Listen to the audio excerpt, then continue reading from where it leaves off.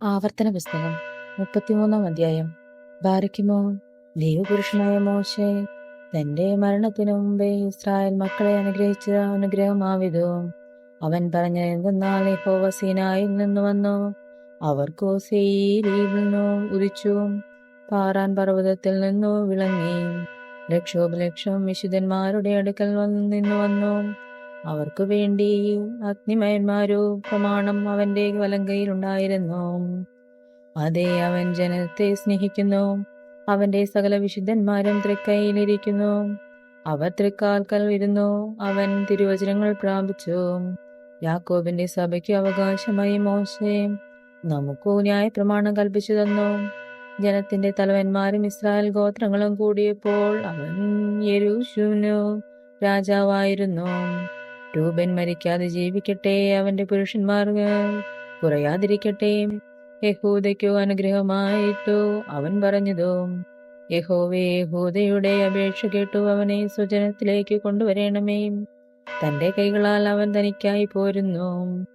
ഈ ശത്രുക്കളുടെ നേരെ നീ അവനു തുണയായിരിക്കണമേ. ലേവിയെ കുറിച്ച് അവൻ പറഞ്ഞതു, നീയും തുമീമും ഉറീമും നിൻ ഭക്തന്റെ പക്കൽ ഇരുന്നു. നീ മസയിൽ വെച്ചു പരീക്ഷിക്കുകയും കലഹജനത്തിങ്കൽ നീ പൊരുകയും ചെയ്തവന്റെ പക്കൽ തന്നെ.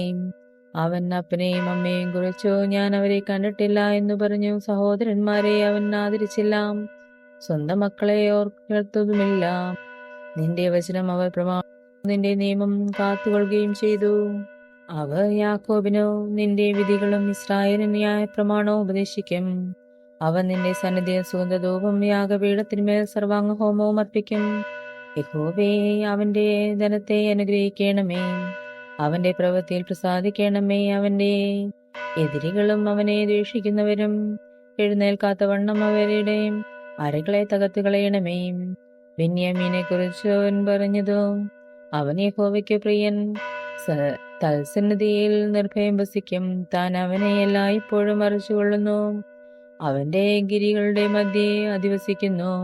യോസഫിനെ കുറിച്ച് അവൻ പറഞ്ഞത്, ആകാശത്തിലെ വിശിഷ്ട വസ്തുവായ മഞ്ഞുകൊണ്ടും താഴെ കിടക്കുന്ന അഗാധജലം കൊണ്ടും സൂര്യനാൽ ഉളവാക്കുന്ന വിശേഷഫലം കൊണ്ടും പ്രതിമാസ ചന്ദ്രനാൽ ഉളവാകും വിശിഷ്ടഫലം കൊണ്ടും പുരാതന പർവ്വതങ്ങളുടെ ശ്രേഷ്ഠ സാധനങ്ങൾ കൊണ്ടും ശാശ്വത ശൈലികളുടെ വിശിഷ്ട വസ്തുക്കൾ കൊണ്ടും ഭൂമിയിലെ വിശേഷ വസ്തുക്കൾ സമൃദ്ധി കൊണ്ടും അവന്റെ ദേശം യഹോവയാൽ അനുഗ്രഹീയമാകട്ടെ. മുൾപ്പടർപ്പിൽ വസിച്ചവന്റെ പ്രസാദം യൂസഫിന്റെ ശിരസിന്മേലും തന്റെ സഹോദരന്മാരിൽ പ്രഭുവായവന്റെ നെറുകന്മേലും വരുമാറാകട്ടെ. അവന്റെ കടിഞ്ഞൂൽ കൂറ്റൻ, അവന്റെ പ്രതാപം അവന്റെ കൊമ്പിൽ കാട്ടുപോത്തിന്റെ കൊമ്പുകൾ. അവയാൽ അവൻ സകല ജാതികളെയും ഭൂസിമാസികളെയും വെട്ടി ഓടിക്കും. അവ എഫ്രൈമിന്റെ 10,000-ങ്ങളും മനശ്ശെയുടെ 1,000-ങ്ങളും തന്നെ. സെബൂലിനെ കുറിച്ച് അവൻ പറഞ്ഞതു, സെബൂലിനെ നിന്റെ പ്രമാണത്തിലും ഇസ്സാഖാരെ നിന്റെ കൂടാരത്തിലും സന്തോഷിക്കാം. അവർ ജാതികളെ പർവ്വതത്തിലേക്ക് വിളിക്കും, അവിടെ നീതിയാഗങ്ങളെ കഴിക്കും. അവർ സമുദ്രങ്ങളുടെ സമൃദ്ധിയിലും മണലിലെ നിക്ഷേപങ്ങളും വലിച്ചു കുടിക്കും.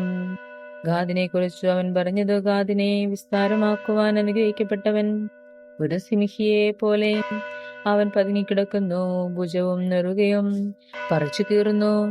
അവൻ ആദ്യ ഭാഗം തിരഞ്ഞെടുത്തു, അവിടെ നായകന്റെ ഓഹരി സംഗ്രഹിച്ചു വെച്ചിരിക്കുന്നു.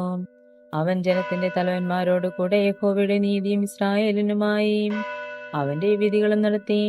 ദാനത്തെ കുറിച്ച് അവൻ പറഞ്ഞതു, ദാൻ ബാലസിംഹമാകുന്നു, അവൻ ബശാനിൽ നിന്ന് ചാടുന്നു. നഫ്താലിയെ കുറിച്ച് അവൻ പറഞ്ഞതു, നഫ്താലിയെ പ്രസാദം കൊണ്ട് തൃപ്തനും യഹോവയുടെ അനുഗ്രഹം നിറഞ്ഞവനുമായി പടിഞ്ഞാറും തെക്കും കൈവശമാക്കുക. ആശേരിനെ കുറിച്ച് അവൻ പറഞ്ഞതു, ആശേർ പുത്രസമ്പത്ത് കൊണ്ട് അനുഗ്രഹിക്കപ്പെട്ടവൻ, അവൻ സഹോദരന്മാർക്കോ ഇഷ്ടനായിരിക്കട്ടെ. അവൻ കാൽ എണ്ണയിൽ മുക്കട്ടെ, നിന്റെ ഓടാമ്പൽ ഇരുമ്പും താമ്രവും ആയിരിക്കട്ടെ. നിന്റെ ബലം ജീവപര്യന്തം നിലനിൽക്കട്ടെ. യേശൂരിന്റെ ദൈവത്തെ പോലെ ഒരുത്തനുമില്ല. നിന്റെ സഹായത്തിനായി അവൻ ആകാശത്തൂടെ തന്റെ മഹിമയിൽ മേഘാരൂഢനായി വരുന്നു. പുരാതനായ ദൈവം നിന്റെ സങ്കേതം കീഴേ ശാശ്വത ഭുജങ്ങളുണ്ട്. അവൻ ശത്രുവിന്റെ നിന്റെ മുൻപിൽ നിന്നു നീക്കിക്കളഞ്ഞു. സംഹരിക്ക എന്നു കൽപ്പിച്ചിരിക്കുന്നു. ധാന്യവും വീഞ്ഞുമുള്ള ദേശത്തോ ഇസ്രായേൽ നിർഭയമായും യാക്കോബിൻ ഉറവു തനിച്ചും വസിക്കുന്നു. ആകാശം അവന് മഞ്ഞു പൊഴിക്കുന്നു. ഇസ്രായേലേ, നീ ഭാഗ്യവാൻ, നിനക്ക് തുല്യനാർ. യഹോവയാൽ രക്ഷിക്കപ്പെട്ട ജനമേ, അവൻ നിന്റെ സഹായത്തിൽ പരിചയം നിന്റെ മഹിമയുടെ വാളുമാകുന്നു. നിന്റെ ശത്രുക്കൾ നിന്നോടു അനുസരണം നടിക്കും. നീ അവരുടെ ഉന്നതങ്ങളിന്മേൽ നടകൊള്ളും. ദൈവമേ, സ്തുതി നിനക്ക് യോഗ്യമാകുന്നു. ബാരക്കുമോ.